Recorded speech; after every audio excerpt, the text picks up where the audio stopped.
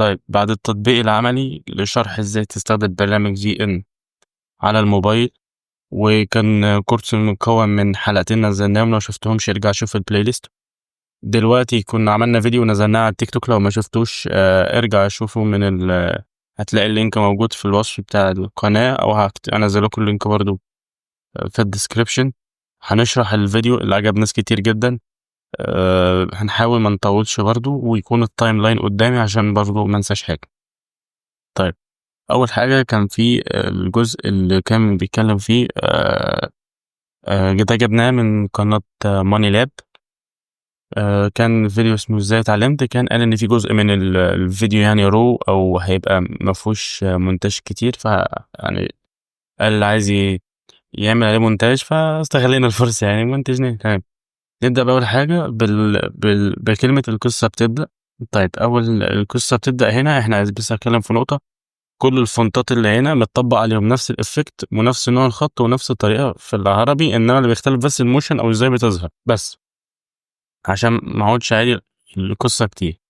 القصة بتبدأ هنا مثلا. هنا أنا عملت الموشن عندك في الإن عملتها سلايد لتحت، وأوت سلايد لتحت، وفي الإن سلايد لفوق. طيب الإفكت ده أو الخط ده اسمه إيه؟ اسمه إيه الخط ده؟ اسمه شجرة جوز الهند. لو كتبتها في برنامج VN هيطلع لك، واعمل لها داونلود. طيب بعد كده ازاي بنعمل الإفكت بتاعت التمديد دي، أو ازاي الخط بيبقى متمدد كده. بتيجي انت وكلمة مكتوبة مثلا عند كلمة القصة دي كده، هتلاقي علامة دورية تحت، اضغط عليها ضغطة مطولة. بعد كده هتلاقي خط او شرطة اعملها، هتلاقي ايه الخط اتمدد معاك. دي نقطة. الشكل ده او الافكت ده هتلاقيه بيظهر كتير من الفيديوهات. لو جينا بصينا ده بيبقى بلند عندك، اللي هو الديفرنس بنستخدمه دايما.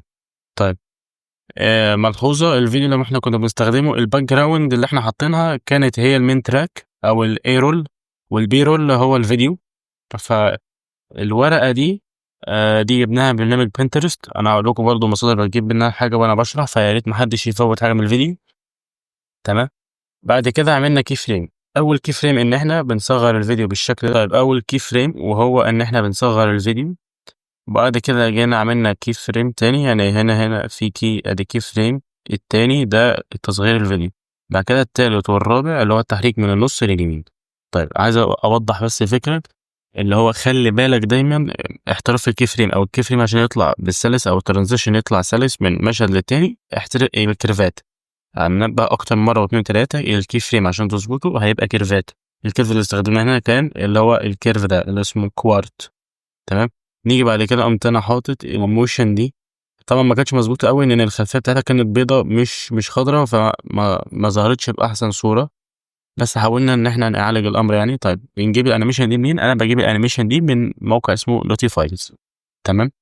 طيب عندي برضو هنا كلمه ال ايه، هو بيقول ما عداش 1000 جنيه، فاستخدمنا 1000 جنيه دي، ومن عاملين الصوت او الافكت عليها هو الكاميرا الشطر.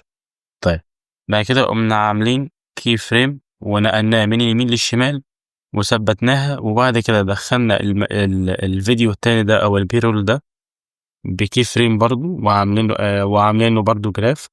وبعد كده ثبتناه، وبعد كده عملنا زوم ان لغايه ما البيرول بقى هو الاساسي في المرحله بتاعت اللي هو بول محبط وكده. بعد كده سيبنا الفيديو يكمل عادي. وقمت هنا عشان نقلنا، وكان في يعني نوعا ما عايز تبقى النقلة سلسة، فقمنا حاطين ترانزيشن أو الخلفية دي. الخلفية دي ممكن تدور عليها في أي يعني، أو الترانزيشنز النقلات دي في مثلا عندك ممكن برنامج زي ميكسيكت، أو ممكن تجيبها من بنترست. طيب بعد كده الكلام يعني مثلا، وأنا عارف دي وأنا عملتها خلاص وظبطت الموشن بتاعتها واستخدمت نفس الخط ونفس الإفكت بدل ما هستخدمهم، خلاص بنعملهم دبليكيت عشان أنا مضيعش وقت.